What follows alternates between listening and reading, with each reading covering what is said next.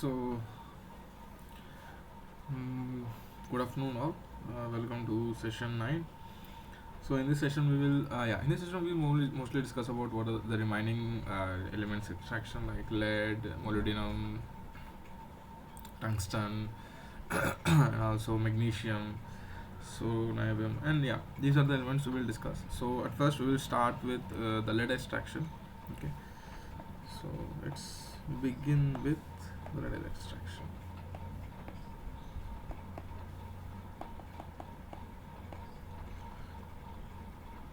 Lead extraction. No, PB is nothing but lead, and scientific name is plumbum. So, and the most available ore, the commercial ore that we use for iron is for lead is the galena. What is it? It is lead sulfide. So it is mostly like a copper sulfide. So we need to enrich this. We need to do the force flotation process. So force flotation is necessary for the concentrate.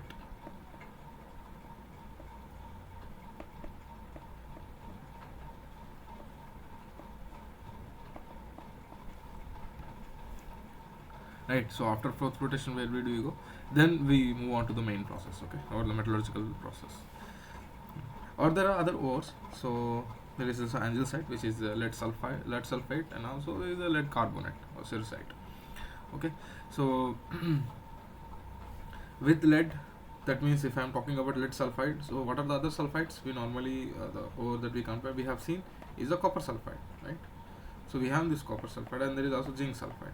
So whenever we are talking about lead sulfide, the ore naturally contains these two elements also, because there are also sulfides. So sulfides like each other, and they tend to appear each other, right? So they tend to appear at one place. So that's why you will have, whenever you are trying to extract lead, you will also extract zinc, that we will see in the coming lectures. So there is also copper, right? So when we are trying to extract lead and zinc, that is called as the imperial process. We will come to that in a few minutes. Okay, and apart that, there are also minor elements. So every ore contains minor elements. So let's go into that, because there are a number of minor elements that you can find. Even copper sulfide also, there are a number of elements. You have to do the refining process to get the pure 99 point different 9 grades copper. Okay, so yeah, so the high grade lead concentrates may contain up to 70% of lead. Now once you get the lead sulfide, what do? We do the roasting process. Whenever we come across the sulfide ores are, as we have discussed before, it is hard to reduce them, and it is hard to extract something from sulfide ores. So that's why what do? We convert them into sulfides to oxides. We need to reduce them, right, to get the elemental form of lead. So reduction of sulfides is very hard. It requires very harsh environmental conditions, so which is not possible. It's possible, but it is not efficient for the extraction of lead sulfide. Okay, for the extraction of lead. So what do? We roast it. So we convert them into lead oxide. Now it is okay. Now what we are trying to do is, we are trying to reduce it. How do we reduce that? So that's the question. So the most easily available reducing agent is carbon, or carbon monoxide. When carbon monoxide is reacted with the carbon, it will give carbon, and carbon dioxide is reacted with the carbon to give carbon monoxide at above 900 degrees centigrade on high temperature. That is called as a Woodward reaction, and it is also called as a gasification reaction, because the solid is being converted into gas. Now this lead oxide will react with carbon monoxide, right, to give me a liquid. This gas, this is solid, right? So this is the reaction that actually happens, and this is highly exothermic. So it can be reduced with CO, or it can be reduced directly with C, right? So this again solid, this will give me liquid, this will give me gas. But see, this is solid reactions are very slow. Okay, because then the contact volume is small, because whenever you're trying to charge them, you will have a lead oxide and you have a coke, right? So the contact is minimum. when compared to the carbon monoxide. The whole environment is covered with carbon monoxide, right? So that's why the higher the contact area, the higher the reaction kinetics. Okay, that means the reaction happens quite fast. So that's why this reaction is more feasible. And when you come to this guy, so how this will convert into this? So the carbon dioxide that has been formed will again react with carbon to give carbon monoxide, 2 moles of carbon monoxide. This is a gasification reaction, Woodard reaction. So that's why this reaction is more feasible. Okay. So above 500 degrees centigrade, the reduction of PbO with your CO is more favorable than reduction with coke. Okay. Now how this thing or the whole extraction happens? So at first you have our lead sulfide concentrate, which came from the flotation process, right? Let's assume we are doing a flotation process. From flotation process you got lead concentrate, so we have sulfide, we need to convert into oxides. So what we do roasting, or you can even do the sintering process. Okay, so what we are trying to do, let's say we are trying to do the roasting process, which is the oxidation, right? And how it is doing, we are doing the sintering mechanism via sintering. Again, I have told you the difference between the sinter and pellet. Pellet is your mixture of, for example, if you are talking about fine ores or iron ore, it is a mixture of your binders, ores to get. Why you are using binder? Binder is used because to have to maintain stability. Okay, to maintain the shape of the particle and to bind whatever the particles that you are, or whatever the other systems that you are trying to add to form a pellet. For example, if I am using iron ore, then iron ore plus coke plus other additives, the flux, and you add binders such that they have a certain shape, and pellet has a certain shape. And what about sinter? Sinter doesn't have a certain shape. It can be very porous, or indirectly you are fusing things. Okay, you are not adding any type of binder there in most of the sinters. What we try to do is we heat we heat it to a temperature at an extent such that whatever the minerals or ore is there, or the flux whatever we're trying to add, we'll try to fuse together.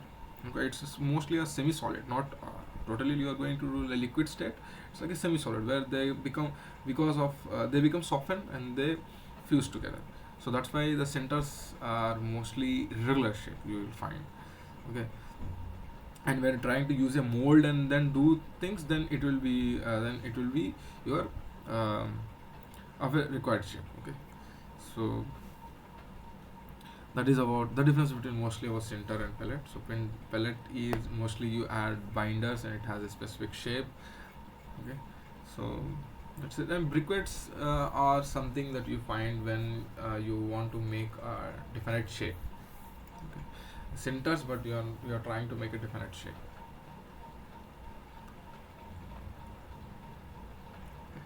So yeah, first then we do the sintering. So what else you need to add when you are doing to try to sintering? You have your lead concentrate. For increasing the efficiency, you also need to add what, your flux. And here, for example, we are adding lime plus quartz. Okay, and also you are obviously you have to use air, right, because you need to oxidize things. So finally you have a sinter in which you will find lead oxide. Now what we are trying to do, we also need to add carbon, right? So carbon also needs to be added. Yeah, and these reactions, and because our lead oxide will get reduced, and also this lead oxide can be picked up by your silicate SiO2, right? Even though we are adding carbon, most of the lead will convert into lead oxide will convert into lead, but some part of lead oxide will be picked up by your quartz silica. So what is that reaction? Which is PbO plus SiO2 reduces to PbSiO. Right. So this picking up can be avoided by adding iron. iron will just replace it. Okay, you have a PB as your liquid. That's it. So this is your slag. You are adding iron, so iron will react and form picked up into slag, and you will finally react with lead.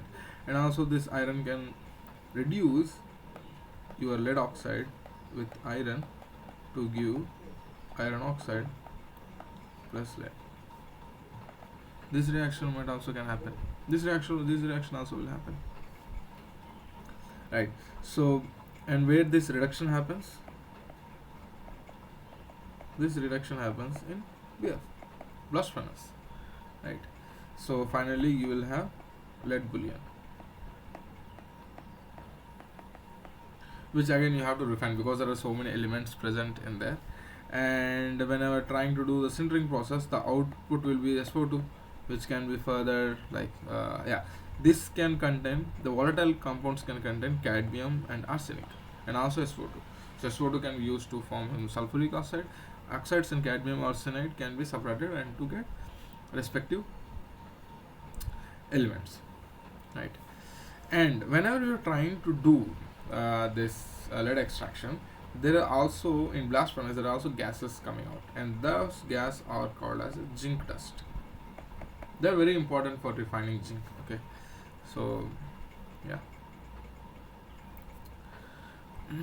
Whenever, as we have discussed before, whenever we are trying to do reduce the lead sulfide, you have different types of slags. There has been 3 different layers will be formed. Okay, so at first you have maybe matte. Depending upon density, I don't know. I do not know the density, the numbers right now. So I will just write it. You can have matte. You will have species, and then you will have your slag, and then you will have the lead.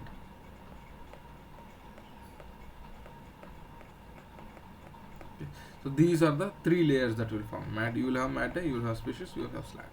Okay, these are the 3 things that will be formed. And species mostly contains your arsenides and antimonites. Okay, so yeah, and this matte can be further processed to get copper. Right, the copper recovery happens here, and the species for antimonites and those things. And slag contains mostly silicates of iron. So this is how the mostly things happen. Okay. Now the Bosch temperature, as we are talking about blast furnace, the Bosch temperature that it should have contained should be 1200 degrees centigrade.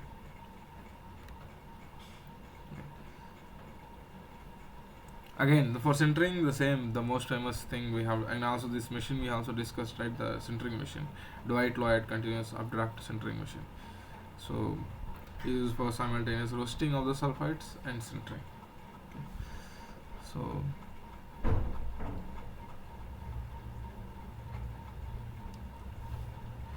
yeah, then we know sintering, right? How the sintering mechanism happens.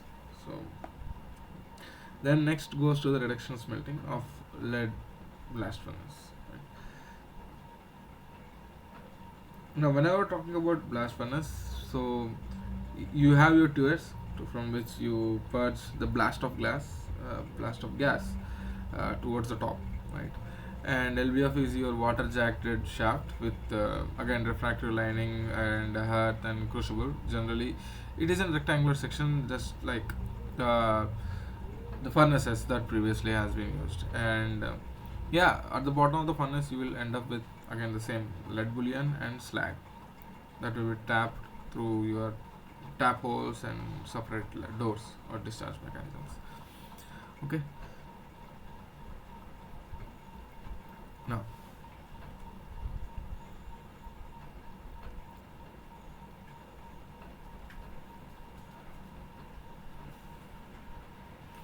or you can, there is other process by which you can do is direct lead smelting. Direct lead smelting. So the name itself suggests you do the direct smelting, right? So I have also expressed the difference between melting and smelting. Melting is a direct conversion, physical conversion process, where you convert solid to liquid. Smelting is different. In smelting, you melt the final, you melt your initial product, but via undergoing some chemical reactions. Okay. So what do we do in the copper smelting also? So we use it. We first convert, right? We first convert our sulfides to oxides, SO2. This is your final reaction, but how this thing happens? See, this thing happens via two different processes. First, the lead sulfide will react with oxygen to give you lead oxide plus SO2. Now you also add carbon, so that carbon will react with your lead oxide to give lead plus CO2. Okay, so this is the overall reaction. Now if you add them, you will finally get with this guy. Okay, so you also need to add carbon dioxide, and also you are adding carbon.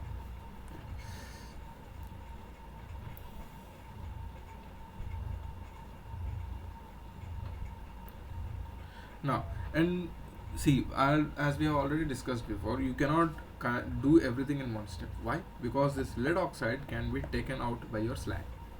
That's what we have seen, right? The lead oxide will be, because we are adding quartz, so that will react with my silica to give me silicates, lead silicate. Right? This is solid, solid, solid, or I can write it in slag.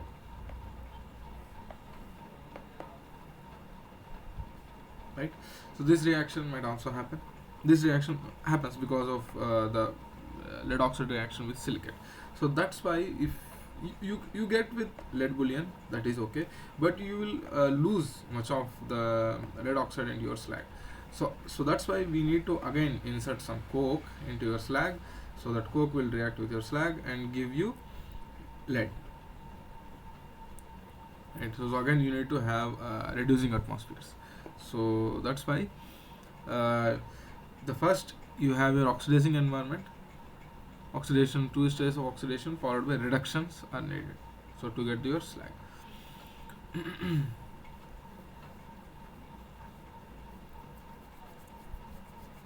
Or you can directly add coke onto your filters that floats on your molten bath, that means on your slag that has been formed, which will be reduced. Okay, so that is about lead extraction. Now let's go to zinc extraction. Okay, as I have said before, you whenever you try to do the lead extraction, you indirectly you can do the zinc extraction also, because with lead sulfide you would also find zinc sulfide. So, and also the most of the zinc recovery takes place via hydrometallurgical process. So again you have zinc ore, that means zinc sulfide. So what do we do? If whenever you find sulfide ores, we do the crushing, grinding, that is the comminution process. Then we do the froth flotation followed by your roasting, right? Or roasting and leaching and electrowetting. So that's what we do. So first, again, whenever you have zinc sulfide ore, or you can call it as a zinc blend.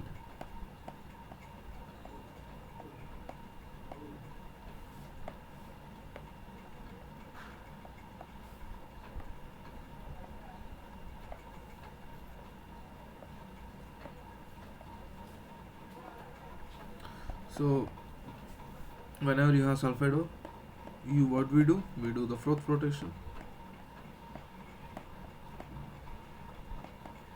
for your concentration.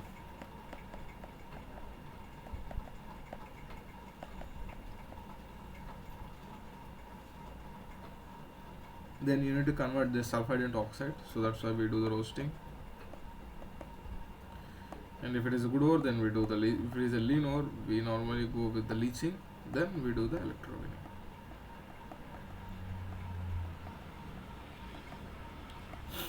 Okay.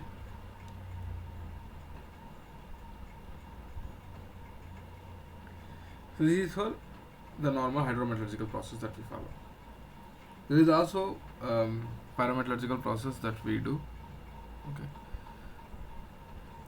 So that is what we do is imperial smelting process. Imperial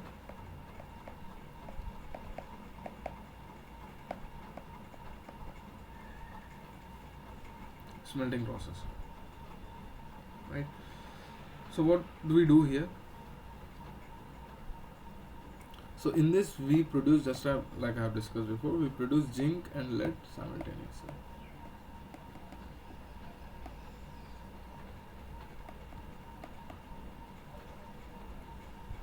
Right, so zinc and lead are both are produced simultaneously, and the zinc that you produce from this process has very high purity.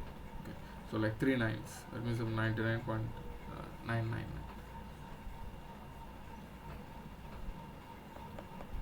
Now, so again, if you use the same blast furnace type, so we want to reduce with carbon, solid and solid gas reactions. That means lead oxide reacting with carbon to give lead plus CO2, and also the same. See, I'm not balancing the reactions, okay? And the next reaction should be, because zinc oxide is also getting reduced, it should react with carbon and should give zinc plus CO2.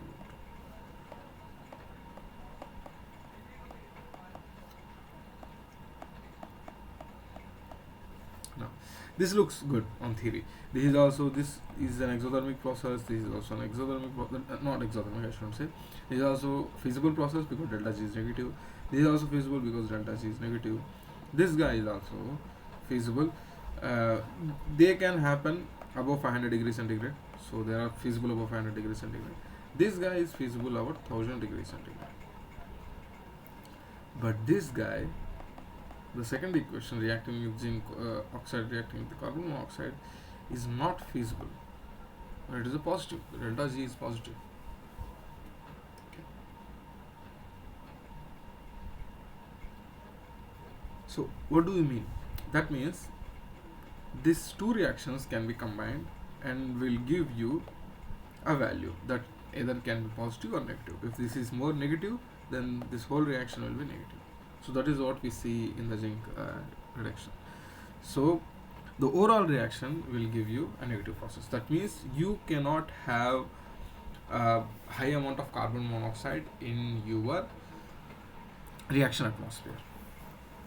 That's what it says. So that means you must have more amount of carbon dioxide than carbon monoxide in your reaction atmosphere.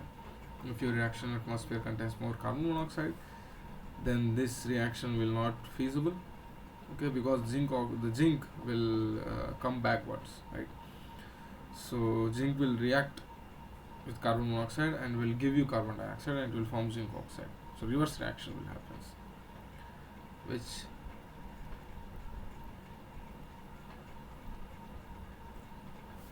which we do not like, right? Because we want to end up with zinc, not zinc oxide. Because we already have zinc oxide, why would we end up with zinc oxide, right?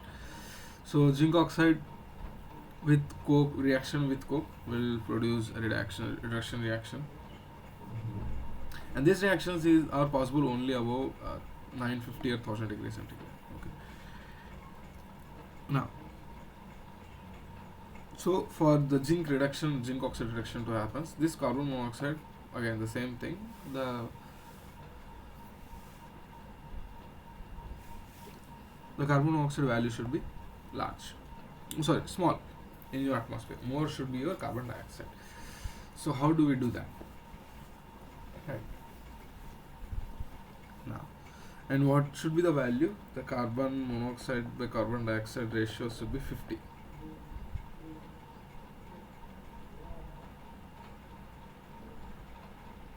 Sorry. So carbon monoxide value should be high. So there should be no carbon dioxide. Yeah, I was doing a mistake. So if carbon dioxide value is small, then this reaction move forwards. Right. So same as Le-Chatter's principle. So if you reduce this guy, then these guys will try to come backwards. Right. So if reactants get, if you have low reactants, the products will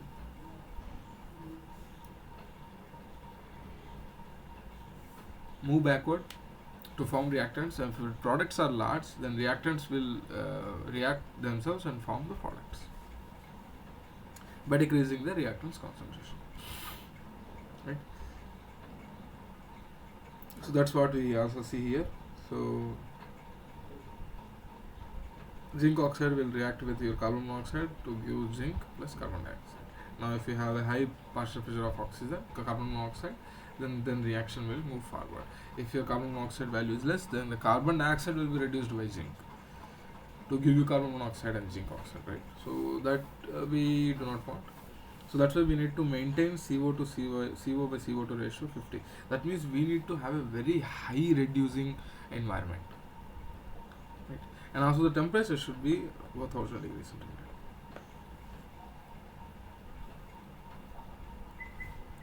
Right, now this CO will react. If you maintain the large amount of CO, then this CO will react with lead oxide to give lead, zinc oxide to give zinc. So what are the different steps that happens in the imperial smelting process? So you have your zinc sulfur concentrate, zinc sulfide concentrate, which is coming from Froth flotation.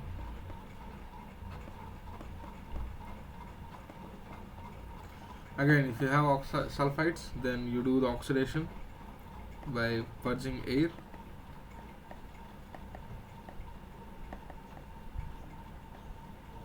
Right. And this will give me sulfur dioxide. Now you have zinc oxide, lead oxide, and some impurities. Right, now they go into your blast furnace.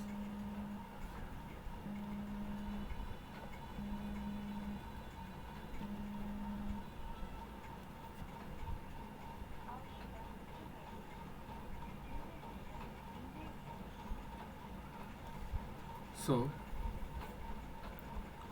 let me add the recording. Let me make it the full screen first.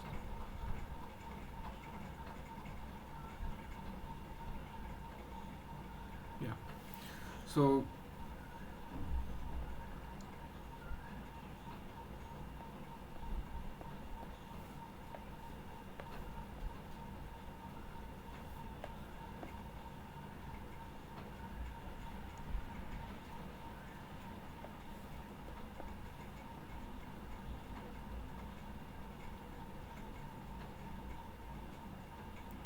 right, so this is your blast furnace. Let's say this is my blast furnace.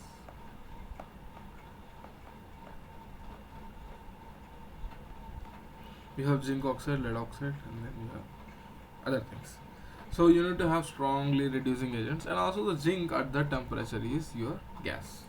It is in vapor form. It cannot be in your solid form, okay, solid or liquid form, because zinc is highly volatile. So it will directly convert into the zinc vapor. Now that can be collected from the top, right, with your highly reducing gases. So let's come to that in a minute. Now, yeah, because you need to maintain the high temperatures even at above 1000 degrees centigrade, right? If you maintain below 1000 degrees centigrade, again the zinc will form zinc oxide, okay, so which is not feasible and which is not required. So that's why you need to have exit gases above 1000 degrees centigrade, and for that you need to preheat everything,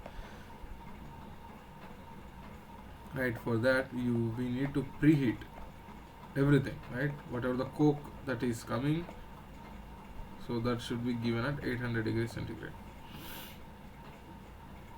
From here you collect your slag, and here you collect lead bullion.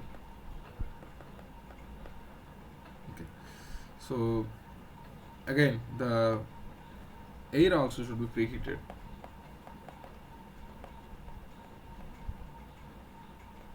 Right. Now whatever the gases that are coming from the above, you have highly reducing gases that contains zinc vapor, and also zinc vapor which is at, let's say, 1000 degrees centigrade, which should go to your condenser. Now, how do you condense zinc? That is also a question. So you cannot condense with it vapor or the dry gases, right? You need something, a medium. So that medium is called as a molten lead. So molten lead at 440 degrees centigrade, okay, is sprayed on your zinc vapor, which will result in zinc dissolution into your lead vapor. So following that, you have a settler, cooler, or we called as, from which you can separate your zinc crystals. Yeah, so this cooling happens via splash condensation, where zinc dissolves in your molten lead. So again, this zinc, the zinc, dissolved zinc can be separated by passing through an external cooling machine. So yeah, whatever, again, the sulfur dioxide that you get is used to produce sulfuric acid. The same feature as a blast furnace. Whatever the coke that you are charging will burn at the tuyeres, right? Whereas with so again, you have a preheated air. So this this air will burn your coke, which is an exothermic process in itself, to again rise the temperature from like 800 degrees centigrade that we have supplied to 1150 or 200 degrees centigrade.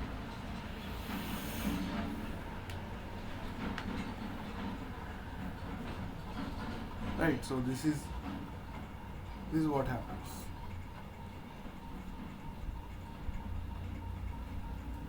Now this is about the impure smelting process. See, if you want to cool zinc, you need some thing uh, that should cool it down, right? It should cool it down very fast. Because the zinc is highly reactive in its vapor form, so you need to cool it down very fast. Which is, we mostly use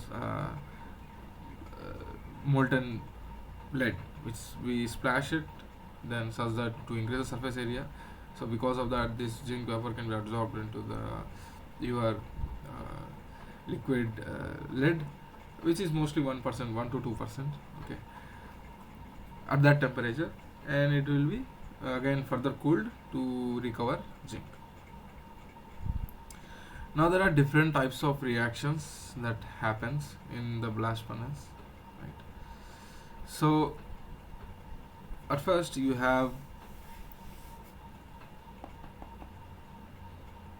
the different reaction zones. Okay, the first zone is the lead reduction zone, and because the lead reduction happens above 500 degrees centigrade, right? So there is no need to go to very high temperature, right? So that's why the lead reaction zone happens at the top itself. So what are the different reactions that we can find? The lead sulfide, there is no lead sulfide anymore because we are oxidizing before coming to this step. Lead oxide reacting with carbon monoxide, yes, this is my solid, to give me liquid lead and carbon dioxide, yes.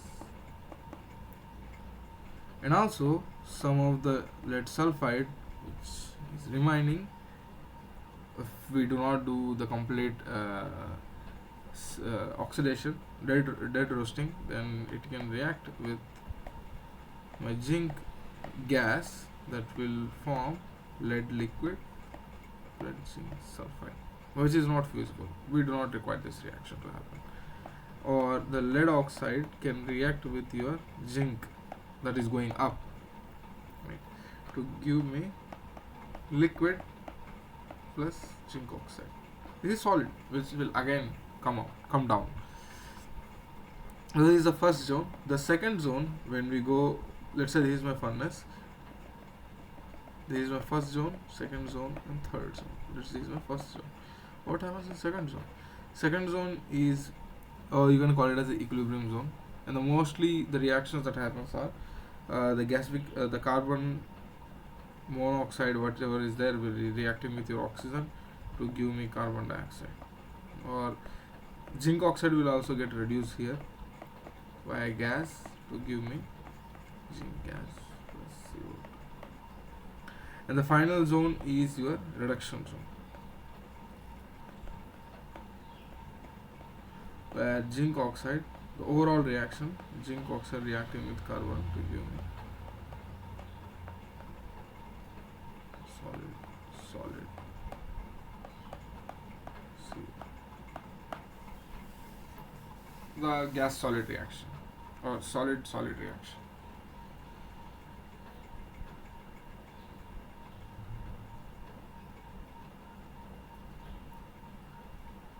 Right, so these are the different types of reaction that happens in the imperial blast furnace. Okay. Or you can directly do this in a vertical retort also. Retort is nothing but cylindrical,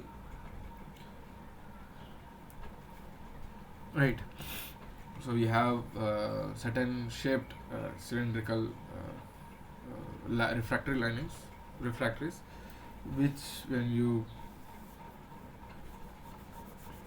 charge with many of the ores or any type of metals that you want to work on. Okay. Again, what are the different things that we do here? Same. We first do the concentrate, then we do the oxidation, then you need to reduce, right? So that's why you add carbon. So then you do mixing, then we do the briquetting. Yeah, because you cannot use fine powder because the gases needs to flow, right? In vertical retort also, because the hot gases are the hot gases are purged near the bottom, and the charging is done from the top. So one is coming down and another is coming up. So for gases to transmit or to gases pass through the medium very easily, if you have a very fine powder, the permittivity of gas will be very much reduced, right? The porosity, the amount of space that required for gas to move will be very much reduced. But if you have briquettes, they have a larger shape, right? They have sizes in few mm. Then you have a large amount of gaps between them for the easy movement of your air, right?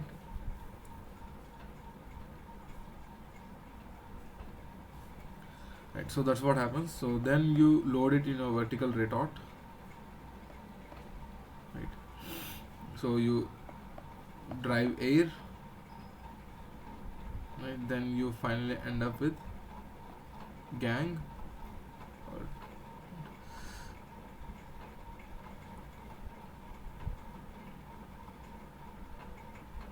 So these are the things that you get, and then you have your vapors coming from the top, which will go to your condenser.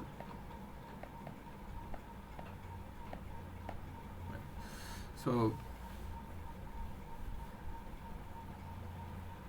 condenser, that means you will have molten zinc. Here you will have molten zinc, and when we are trying to do with these things, we will also end up, we are not doing any type of high temperature things, right?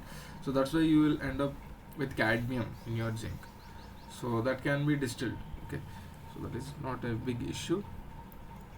Again, you will have gases, right? So whenever you have gases, that can be that means they carry dust.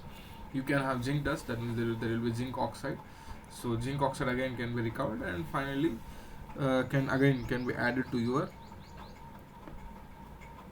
vertical retort furnace, right?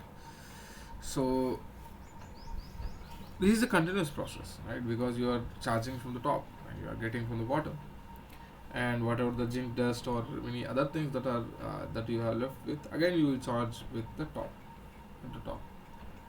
right? So this process continues.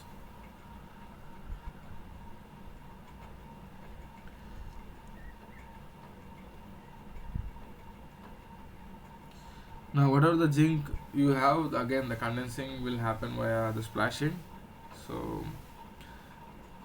or you can, here in vertical retorts, in condenser you can either use lead, molten lead, or you can directly use liquid zinc itself, right? This liquid zinc is splashed, and again whenever something is splashed, that means it will have a high surface area, it can absorb more amount of, so liquids have a tendency to dissolve gases. That's what we have been saying from Raoult's law, Henry's law, all we have been seeing, right? So liquids can dissolve gases.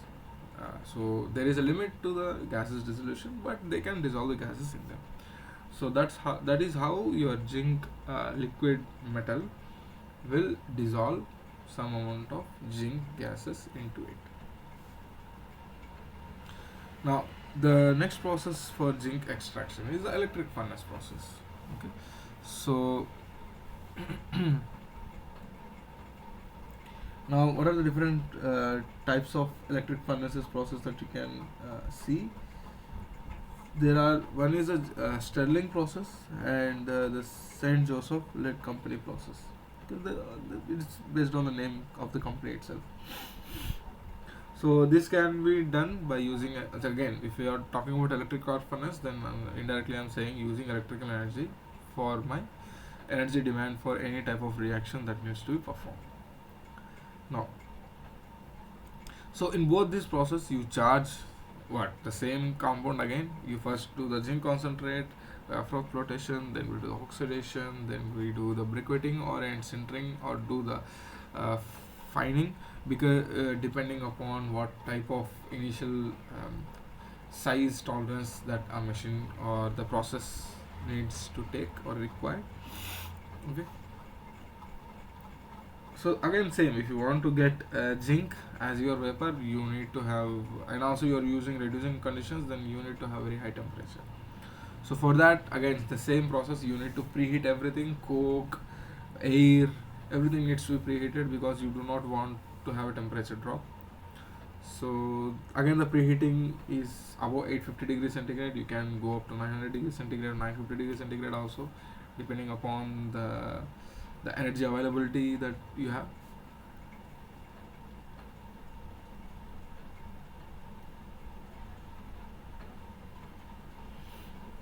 Now let's come into the Sterling process. Okay,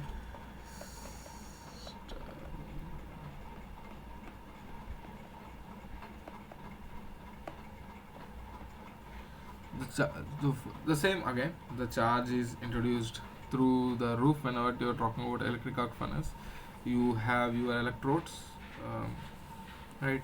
So the charge is introduced through the roof, whether along the side and or the end of the walls, right? So it is an horizontal arc furnace. Okay, so it looks like this.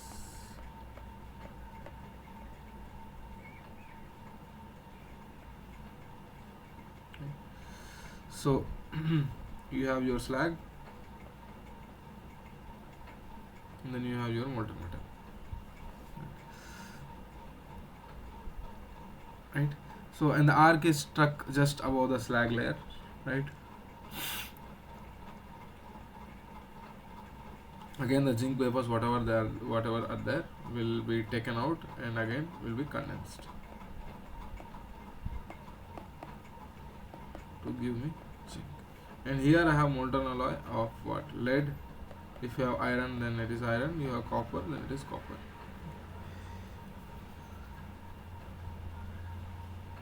So this is what happens. And in Saint Joseph Lead Company process, now here we are not heating anything. What we are trying to do is we are using the resistance of your ores. Okay, every material has some resistance, and if you pass through it, so every material has some resistance.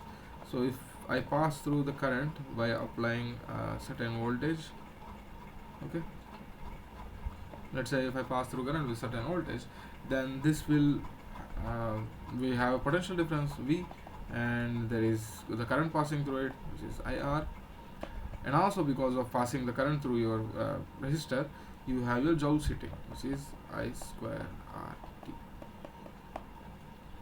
Okay, there is a heat being generated here. This is T, not temperature, it is time. So what you're trying to do, you have your electrical furnace, you have your electrodes, you touch the same as shorting, short making a short is nothing but you have two terminals, you give a supply, I mean you connect a circuit. The same goes, you have a charge here which will form a circuit, okay, and because of this you have a heating, the current flows through it and you will have a heating process, and this heat will the flowing the electrical and I mean the resistance, the joules heating will take care of the temperature maintenance. Okay. Again the same, you get the zinc vapors which can be condensed into to get a molten zinc. Okay. So yeah, again you for the better process you need to do the preheating process. Why we are always doing the preheating process? Because we do not want any zinc vapor that is escaping from the top should have a temperature less than 1000 degrees centigrade. Okay, we do not want that. If you don't do the preheating, then the materials that are coming are very low in temperature, so they will condense zinc. So that's why we do not want to deal with that. That's why we every time we are charging something, we do the preheating process, so that you are not going to end up with the zinc condensation or zinc oxide formation. Because if you have a less temperature, whatever you are trying to reduce zinc, it goes up, it will condense, it will oxidize itself to form zinc oxide. So this becomes a cycle. That means the zinc is getting reduced at the bottom and the zinc is oxidizing at the top. So whatever you are trying to reduce at the bottom will again come to the top and again will come to the bottom. So which in itself will create many problems, of which we do not want to deal with those.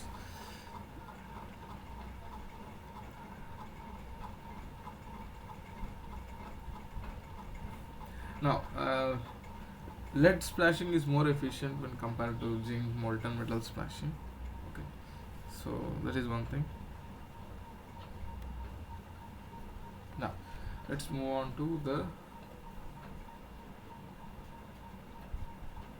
extraction of tin, tungsten and molybdenum. Okay,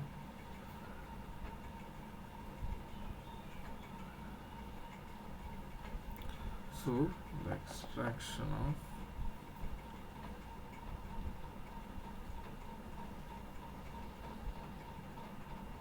zinc, not tin, right?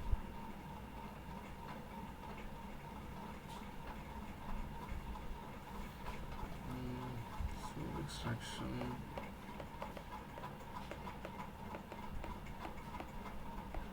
of tin.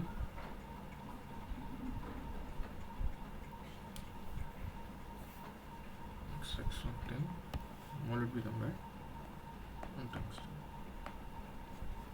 So tin is tanner, a scientific name. So My is molybdenum, we know that, and W is wolfram.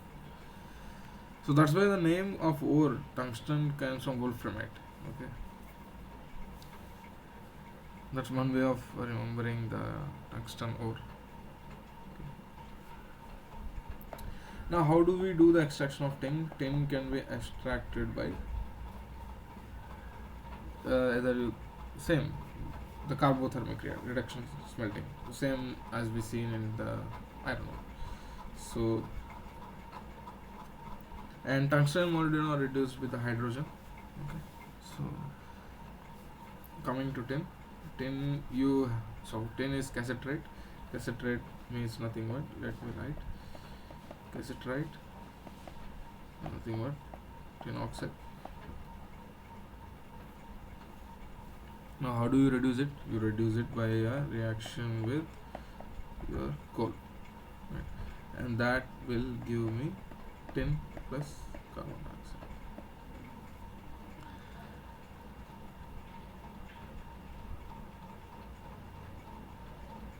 Now you can do it either in blast furnace or reverberatory furnace, right? So if you have a very large amount of ore, then you do it in a blast furnace, and if you have powder, you do it in reverberatory furnace, right? Now coming to the complications related to this reaction. Now this can be done at low temperatures, right? So this reaction can happen at low temperature. So now it is good, right? Something is happening at low temperature, then why do we need to go to high temperature? Because the carbon monoxide is not stable at room temperature or at low temperatures. It is carbon monoxide is more stable at high temperature. So solid gas reaction is more have more kinetics when compared to, which is faster and more feasible when compared to solid reaction, which are slow, kinetically slow, right? And the next thing is, whatever the slags that you are forming, they need some temperature. It's not like they can whatever you are trying to do and your slag will form at low temperature. No, most of the slags cannot form at low temperature. For this you need to have, like, for these slags you need to have 1200 to 1300 degrees centigrade, right?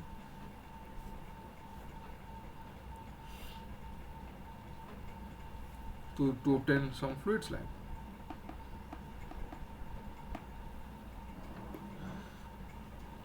So that's why the impurity metal oxides are reduced to alloy with tin. So that's why when you're trying to reduce tin oxide, everything will get reduced, right?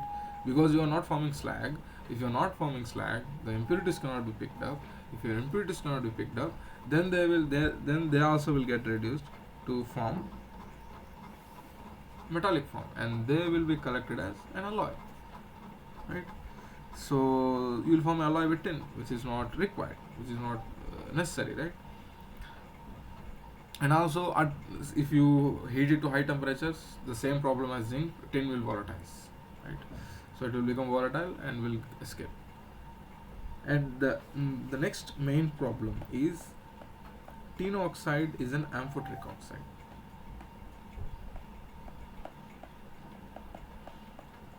That means it can react with your silica, it can react with your lime. So it can react with your silica and it can form calcium silicates, or it can react with your calcium oxide and it will form a calcium stannate.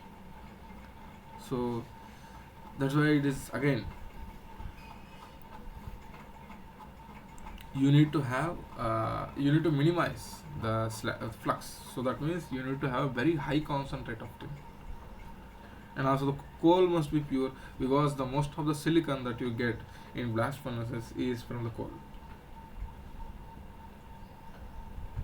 Okay, the most of the silica that you get from the blast furnace is from the coal itself. So that means you need to have a very high purity of coal and very high concentrate of tin, such that the flux is minimal. So that's why, to avoid these things, we carry the reduction in two stages. So what are those? The first, we react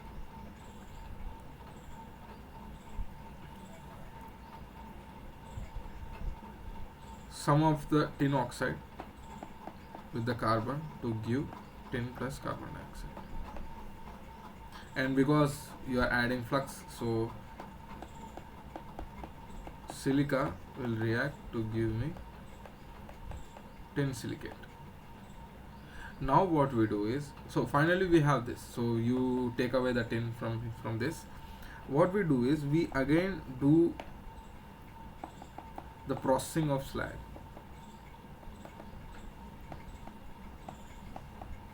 What do we mean processing of slag? So processing of slag is nothing but, you add iron. So what does this iron do? Not molten. What does this iron do when you add iron into slag?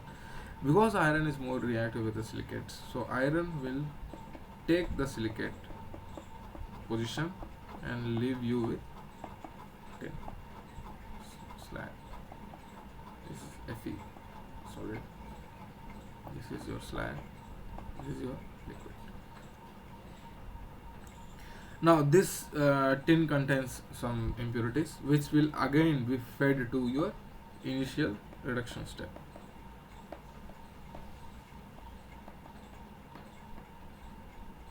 Right. So that is about tin reduction. Now moving on to the molybdenum tungsten.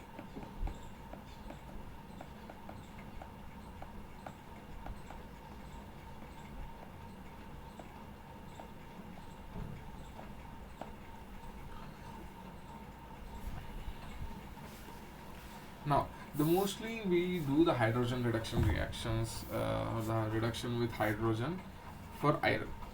And apart from iron, we mostly use hydrogen for the reduction of these two guys, the molybdenum oxide and the tungsten oxide. Again, these both the oxides are very volatile at high temperatures. Therefore, again the same reaction you need to do it in two stages. The first, reduction at low temperature. Why? Because they are volatile, so that's why we do the reduction at low temperature. We react it with hydrogen. So this will give me molybdenum oxide plus water vapor. This happens like approximately 600 degrees centigrade. Now, whatever the molybdenum oxide that has been formed, this is non-volatile. That means this will react again with hydrogen to give me molybdenum plus H2. This is high temperature. This is like greater than 950 degrees centigrade. Okay. So first, if it is a non-volatile, you make it volatile, then you do the reduction reaction at high temperature. Right, and the same goes for tungsten oxide also. Okay, so they can be done in a batch wise, or they can be done in different types of furnaces. So if we are doing in batch types, you charge them in a boats and then you do the reduction reaction. Okay, let's do a simple problem. Okay, now the question is the same question that sir has done. So zinc oxide is reduced with coke in a retort at 930 degrees centigrade. Okay, which is condensed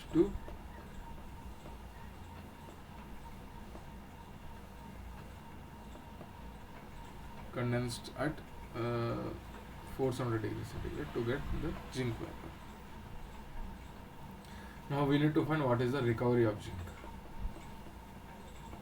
Let's assume equilibrium conditions. Okay. And we also know the partial pressure of zinc with temperature will be equals to, which is equals to 6620 divided by T minus 1.255 log T plus 12.34.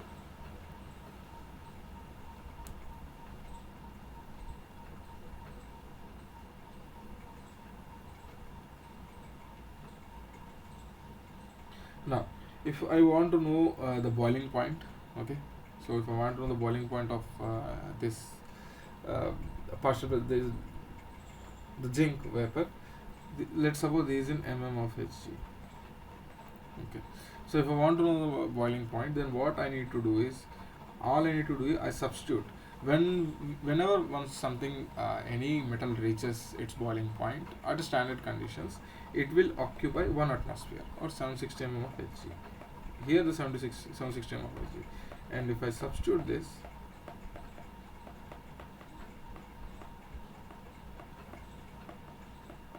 and if I solve this equation for T, that will give me a boiling point, and that is equals to 907 degrees centigrade. Okay, so it's simple. They have given the partial pressure of boiling, the partial pressure of your zinc with respect to the temperature. Then at boiling point, your atmospheric pressure will be 1. Okay, the pressure that is exerted by your zinc vapor on your zinc liquid will be 1 atmosphere. If you are talking about pure zinc, okay. Okay, so yeah.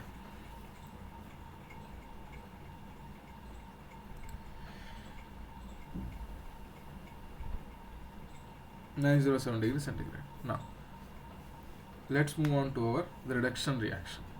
Right. So, zinc oxide reacting with carbon to give me zinc plus carbon dioxide. Right. So 1 mole of zinc oxide will give you 1 mole of carbon monoxide. Now what about, now that is condensed at 470 degrees centigrade. That means I have to put temperature equals to 470 degrees centigrade. Right? So that will be equals to, what is 470, right? So 470 plus 273, 14, 4, 5, 6, 7. 470, right? Yeah, so 7 7 14, 4, 5, 6, 7. Yeah, it is 743. That means at 470 degrees centigrade, log partial pressure will be equals to minus 6620 divided by 743 minus 1.255 743 plus 12.34. Okay, let me do the calculation.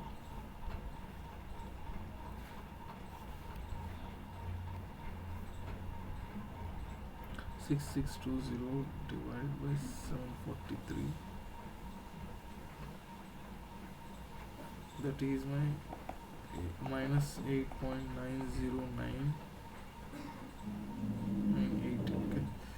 Okay, again minus 1.255 times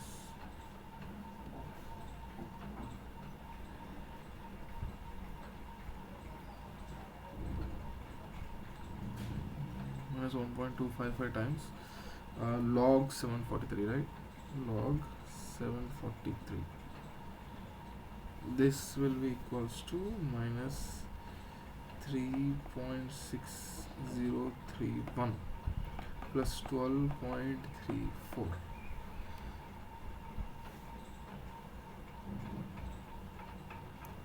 So this is equals to, okay, let me take out everything.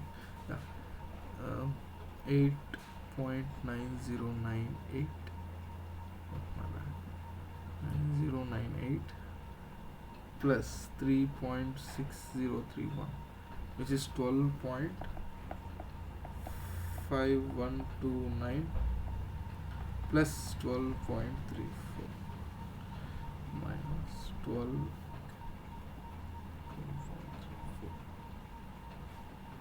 which is 0.17 minus 0.1729 of Hg. Okay. So this is my partial pressure of zinc at that temperature, right?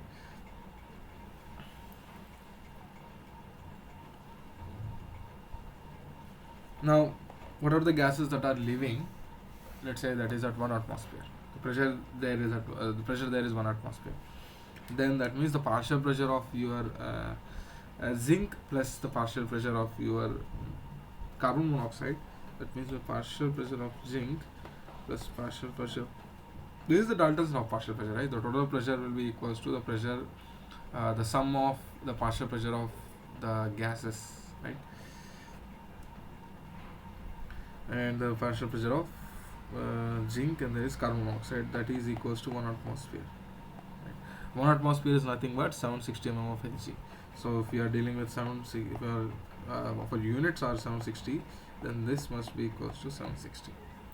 Okay, so if the partial pressure of zinc is this much, then the partial pressure of carbon monoxide will be 760 minus 0.1729, which will be equals to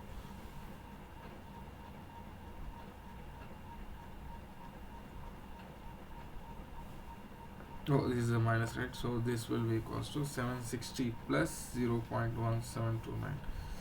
Okay, let me take the calculator.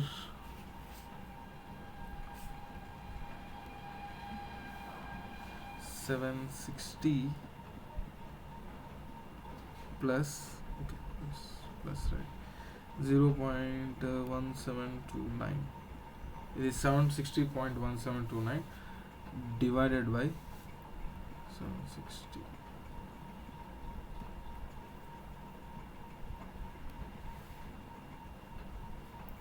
Right. So how many number of moles of CO will be there?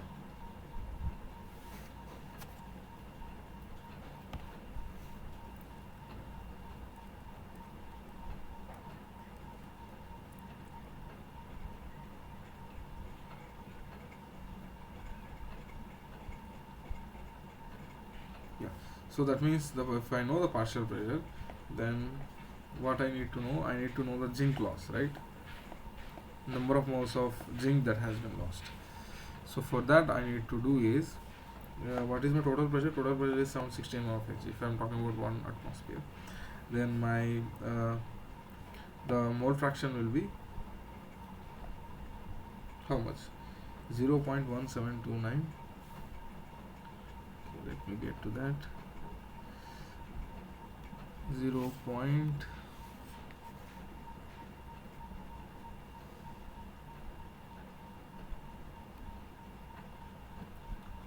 0.1729. Okay, 0.1729 divided by 760.1729.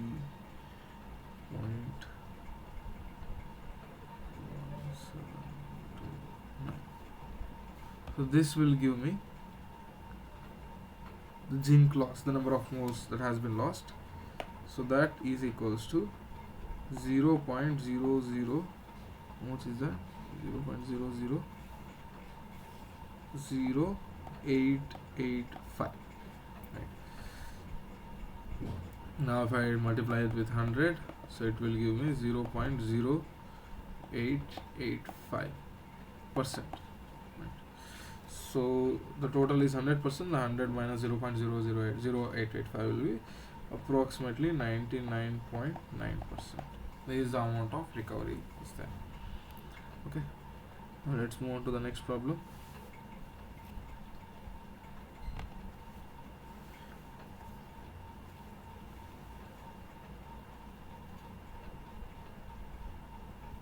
Now the question is, if in ISP reduction of zinc oxide to zinc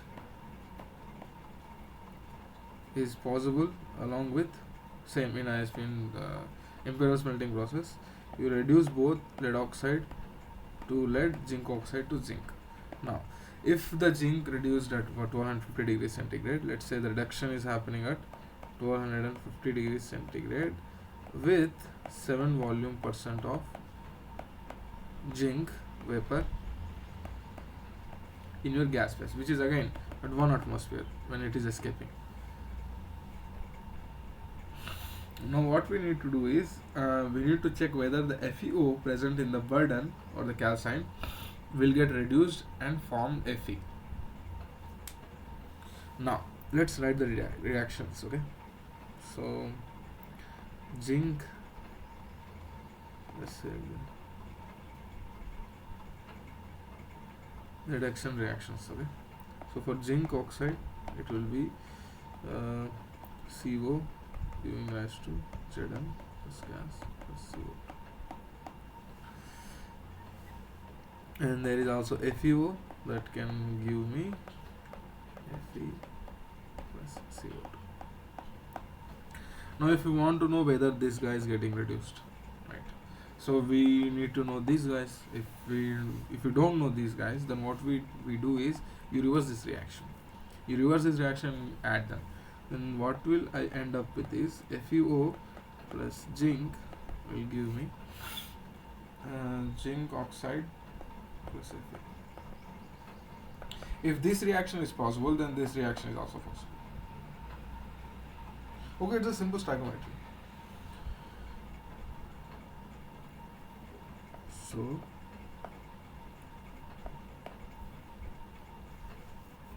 now we need to know the formations, the delta G for the net reaction of this net reaction. Okay,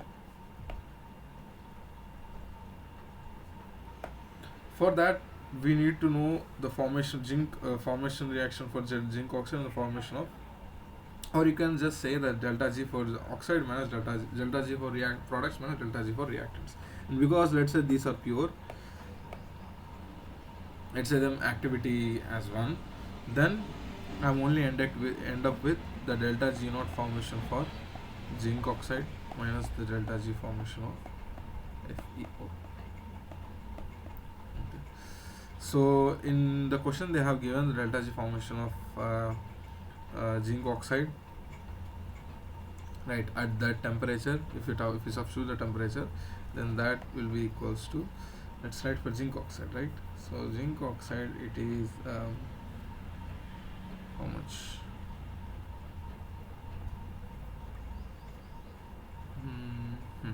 Minus 115420 minus 10.35. What is my temperature? Let's say my temperature is 1250, right? 1250 plus 273, 12, and then I end up with 1450. So it is 1523 times log 1523 plus 82.38 times 1523. So let me take the calculator. Minus 115420 plus 82.38 into 1523 minus 10.35 1523 log 1523. This will be equals to 4 minus 40124.32 calories. The delta G formation for FeO, which is same, that will give you minus 39,480.86 calories. So the net reaction will be minus 643.46 calories. This is for ideal conditions. What is the delta G at that reaction? Delta G naught NR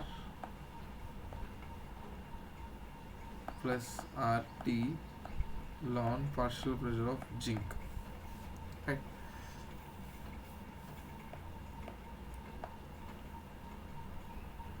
So then this will be equals to minus 643.46 plus 1.987 times 1523 times ln.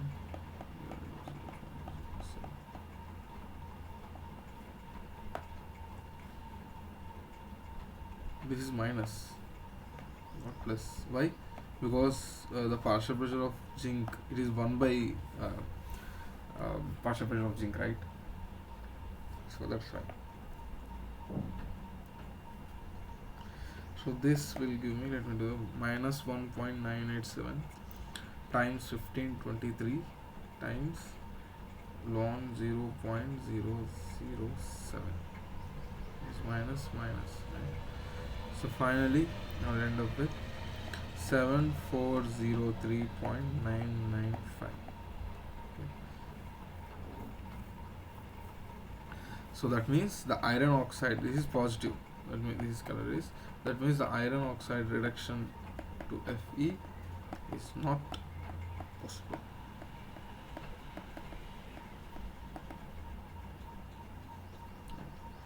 So let's move on to our last problem, which is the reduction of wolfram, WO, tungsten oxide by hydrogen in system at a total pressure of 1 atmosphere and at 800 Kelvin and 1100 Kelvin. So find the maximum moisture content that can be allowed.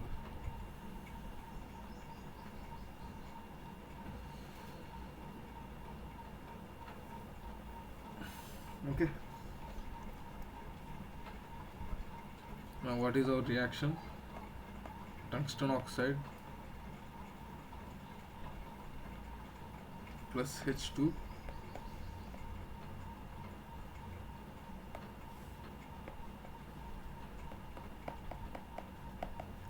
will give me tungsten plus steam.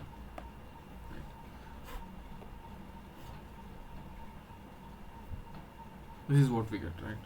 So how do we get that? Now for this there are reactions. Then question they have given, tungsten oxide is when reacted with 3 by 2 moles of oxygen. Now for this the delta G01 is equals to 201.500 plus 10.2 T log T minus 91.7 T. Now for same for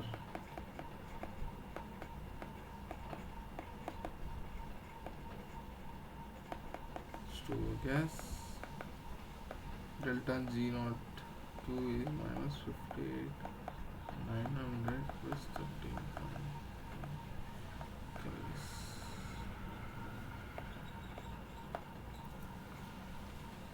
Now for this reaction to happen, I need to add these two guys, right? So but I need to multiply with this 3, then only it happens, because is how it gets, right? Yeah, this is the balanced reaction. So I need to multiply this with 3.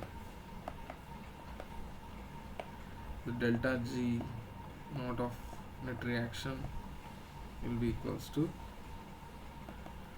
24800 plus 10.2 T log T, because this remains as it is. Then you have 52.4 T calories, right? Now if I am talking about at 800 degrees centigrade, 800 Kelvin, delta G naught will be 6569.21 calories. At equilibrium, that is will be equals to ln K, right? So ln K will be equals to, again R is my 8.314, T is my 800, which will result in minus 4.133. That means K will be equals to 0.016.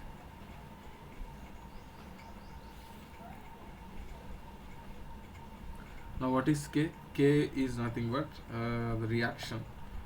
That means PH2O divided by pH2.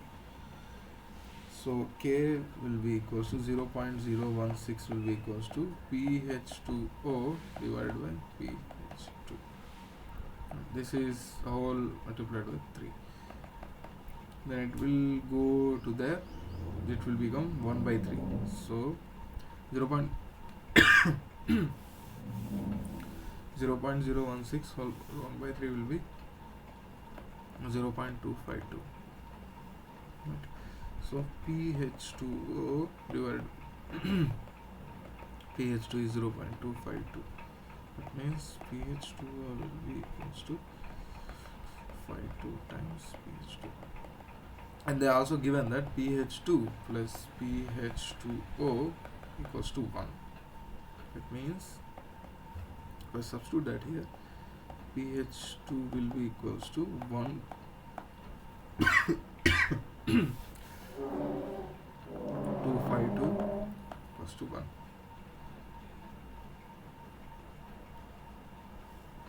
This will be equals to pH2 will be equals to 0.799 atmosphere. That means the maximum allowable moisture, so that the reaction won't happen, we won't go backwards, right? That is equals to 0.201 atmosphere. That means you cannot have more than 20% of steam. Okay.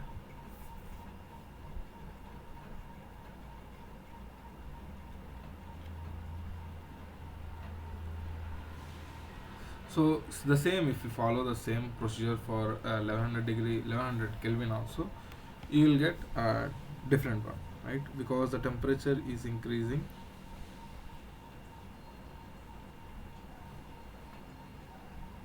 You will have a different value, right? So if we do that, then we will end up with more moisture. That means at high temperature, the reaction can take more amount of moisture also. It means you don't need to maintain a less amount of moisture, right?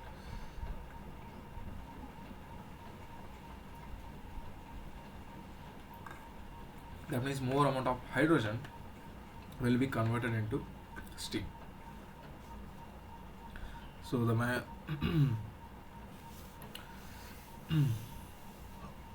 that means the efficiency for the utilization of hydrogen will increase from low temperature to the high temperature. Okay, so that's what it means, right? So yeah. Now let's move on to the next one, which is the extraction of niobium and vanadium.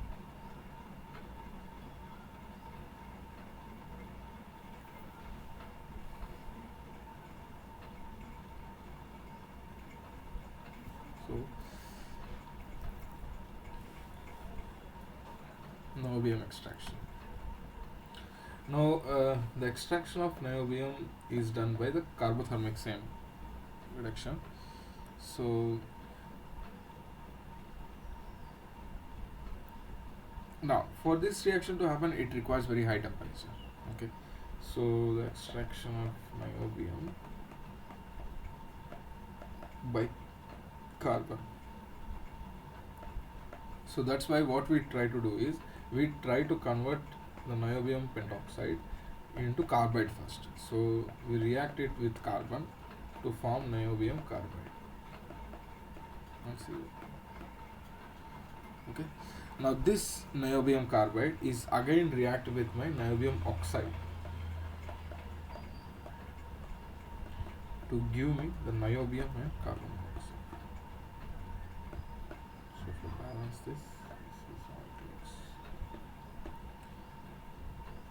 Or you can do the metallothermic reduction also, just like the thermite reduction where we reduce Fe2O3 by reacting with pure aluminum. So the same with aluminum reduction also is possible. You just react with the niobium pentoxide with the aluminum to give niobium plus aluminum.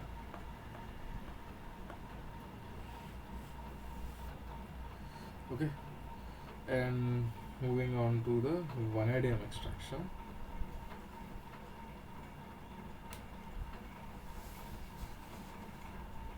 See, again the vanadium extraction means you have vanadium pentoxide. You same the carbothermic reduction also can be done, or the metallothermic reduction also can be done. So you can again they require very high temperatures. So instead of that, what we can do is we can react it with calcium in the presence of calcium chloride. So for example, if I react it with calcium in the presence of calcium chloride, it will give me 2 vanadium S5CaO CaCl. Right. So now if you want to reduce with hydrogen, okay, so if you want to reduce it to hydrogen, the more amount of oxygen, if it has a higher oxygen content, then it is very hard to reduce. So for that, what we do is we first convert this vanadium pentoxide into vanadium trioxide with hydrogen. So we do that to give vanadium trioxide plus 2H2. This is balanced, right? So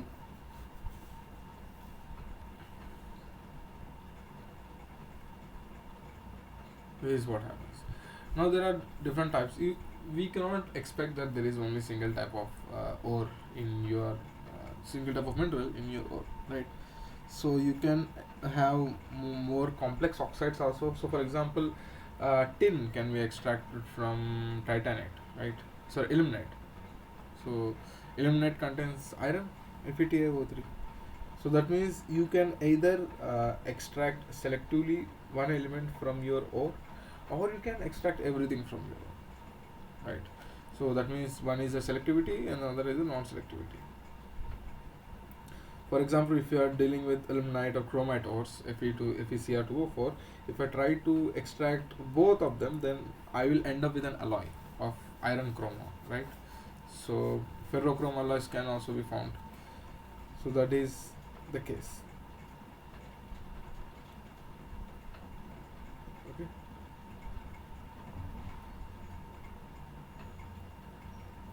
Now coming to titanium, selective reduction of titanium. How do we do the extraction of titanium, right? Extraction of titanium. So how do we do that? Titanium, we mostly find it as ilmenite. Okay. Now ilmenite contains what? FeTiO3. This is what you see, right? So from this is where you extract titanium or rutile. So for that, what we do is, let's say we have ilmenite concentrate. So either you go with the reduction, you end up with you go with selective reduction. So let's say I go with selective reduction, right? Or reduction with hydrogen.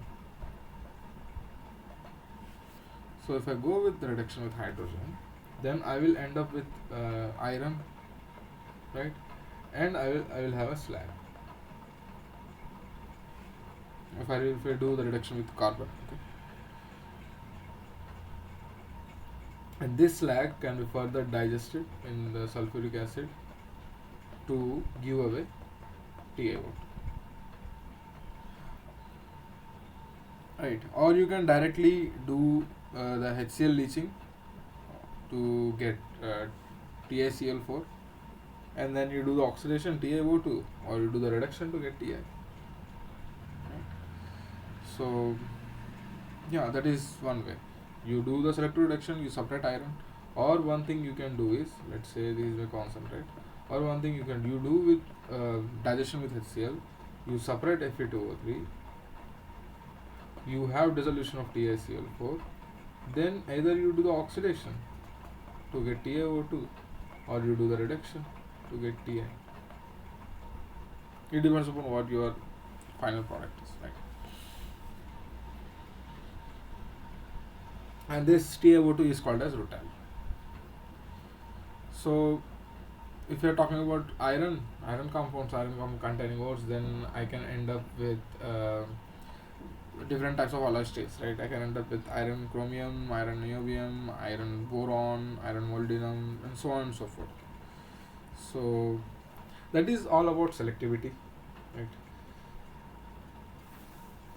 Now let's end this session with the extraction of magnesium. Okay, so let's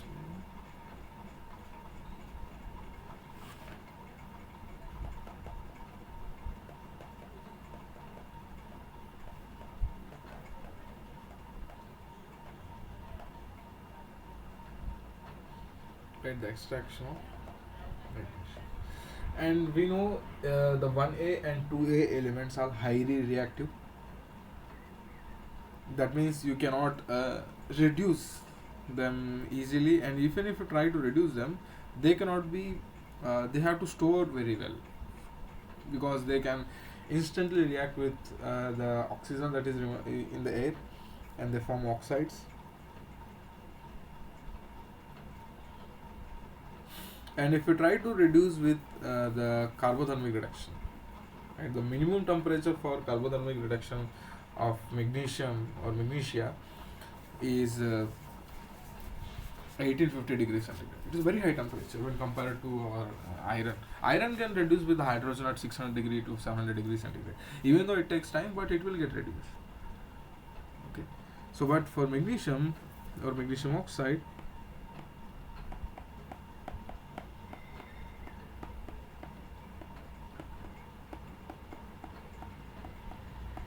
this is what happens. So magnesium oxide will react with carbon to give magnesium plus carbon monoxide, and this reaction happens at 1850 degrees centigrade. It's a very high temperature. And on whatever the magnesium that you have got, it again needs to be cooled very fast.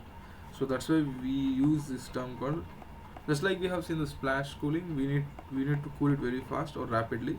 That is why we call them as a shock cooling, shock cooled, which can be done with either the hydrogen gas or your natural gas, right? And why we do that? Because we cannot use any oxidizing aids or air itself, because again the magnesium react with oxygen and will give magnesium oxide. So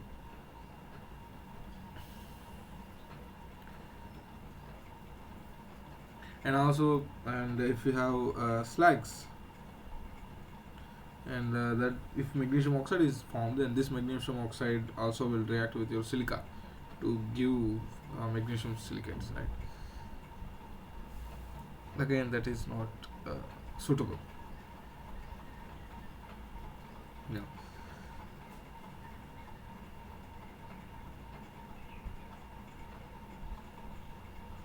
Now you can react magnesium oxide with silica. How? Let's see that. See, magnesium extraction can be done with the help of silica. And if you theoretically write the reaction, it might look like it is not feasible, right? So it is. It looks like it is not feasible. Not might about. So let's say if I write this reaction, magnesium oxide with silica. This is solid to give me magnesium gas. And let's say this is happening at 1200 degrees centigrade. Okay. So for if it is happening at 1200 degrees centigrade, then its delta G value is 65 kilocalories. Positive, not negative. Now if you deviate from this thing, then what happens? Delta G will be equals to delta G naught plus RT ln partial pressure of magnesium whole square times activity of SiO2 in slag divided by activity of magnesium oxide 2 times activity of silica. Okay. Now for this reaction to be negative, that means this value needs to be negative, right? This value needs to be more negative. This, if this value is positive, and this value needs to be negative, then this value become negative. And how this value can negative? If this if this value is less than 1, right? So log of less than 1 will give you negative values, right? Why? Because 0.001 it can return 10 to the power of minus 4. 10 to the power of, if log a power b can be written as b log a, right? Then that b will be minus n or minus 4, whatever you are trying to do. So that means this value should be less than 1. If you want to have this value less than 1, then that means this value should be low or this value should be high, right? Let's say if you want to maintain this value as a low value, that means you need to have a less partial pressure of zinc. That means you need to instantly take out the magnesium from the reaction atmosphere, and you need to have a very high silica very low activity of silica in the slag. And how do we do that? If you want to have very low silica activity, that means you need to add calcium oxide, because silica is your acidic oxide, and to neutral or to react it with, to break the chain or to reduce the reactivity or to reduce the activity, you need to add basic oxides. So basic oxides will break the chain. This is what we have learned when we were trying to learn about the slags, right? So calcium oxide needs to be added. For complete breaking, you need to add for every 1 mole of silica, you need to add 2 moles of silica, or 2 moles of calcium oxide, because silica is present in your tetrahedron.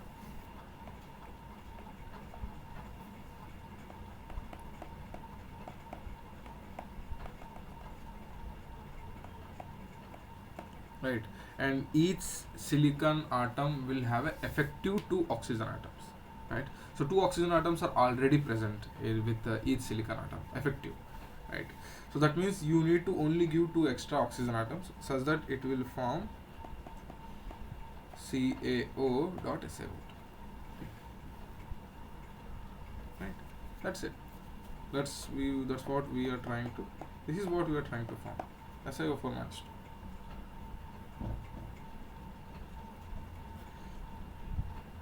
Right, and when 2 calcium atoms come together, they will take 1 calcium oxide. Right, so 2 calcium atoms will give you 2 oxygen atoms. So SiO4 minus 2 and Ca plus 2. 2 Ca plus will be there. and when you combine these two guys, this is the final compound that it looks like. Okay, so this is what we need to have. Then if I try to substitute these values into them, okay, then it is 244.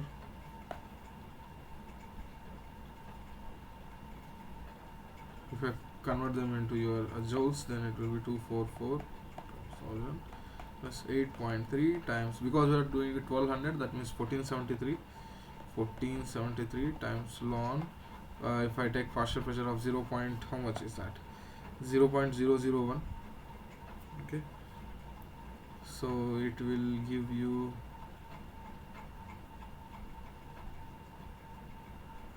and finally it will get, you will get negative value. Okay, again I don't know we should try or not. Yeah, it's not required. All you need to know that this value should be less than 0. Okay, then let's say this is x. If this is this value, right, this is delta g value, then that means this value must be less than 0. So that means ln x will be equals to, ln x should be less than minus 244,000 divided by 8.3 times 1473.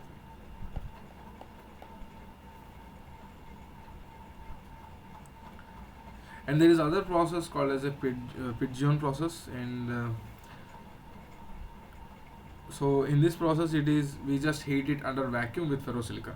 So again we need to maintain very low partial pressure of oxygen, sorry, not oxygen, low partial pressure of magnesium. That means we need to remove the magnesium whenever it forms. That means we need to maintain the vacuum conditions, not a perfect vacuum, just vacuum conditions. Okay, so with you should add again for silicon, you also need to add ferrosilicon. Now what this do is, so iron will iron will supply the silicon, right? So magnesium will react with your silicon, and silicon will take away your oxygen, and it will form calcium silicate, right? So magnesium is in all these compounds. Magnesium is only the gaseous product, so it can be easily collected. Okay, and if you have any other alkalis also there, they also will get reduced, and they also will get volatile, and you do the distillation and you can separate them out. Okay,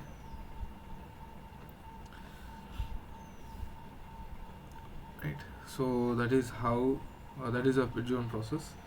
Now let's calculate this value. Okay, now what happens here is, your calcium oxide will react with silica, it will give calcium Ca2Si. Okay, or you will have calcium silicate. And if you have magnesium oxide, then this magnesium oxide will react with Ca2Si, which will give you calcium silicate plus magnesium.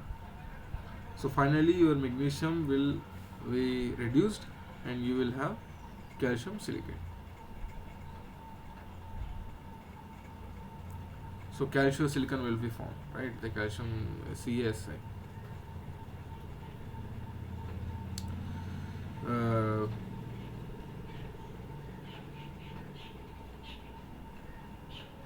And why do we use ferrosilicon, right? Why should we use ferrosilicon? Because this ferrosilicon, again, the iron will be this iron, whatever the left, will react with your silicates, and that will in turn reduce your melting temperature of your slag. So it's that's why we use the iron silicon, not just silicon, okay, to reduce the temperature of the slag. So that is about pigeon process. Now let's calculate the value for this guy, right? So that should be 244,000 divided by 8.3 divided by 1473. So this value must be less than 19. That means the x, or you can say P partial pressure of magnesium, the whole square activity of what, silica divided by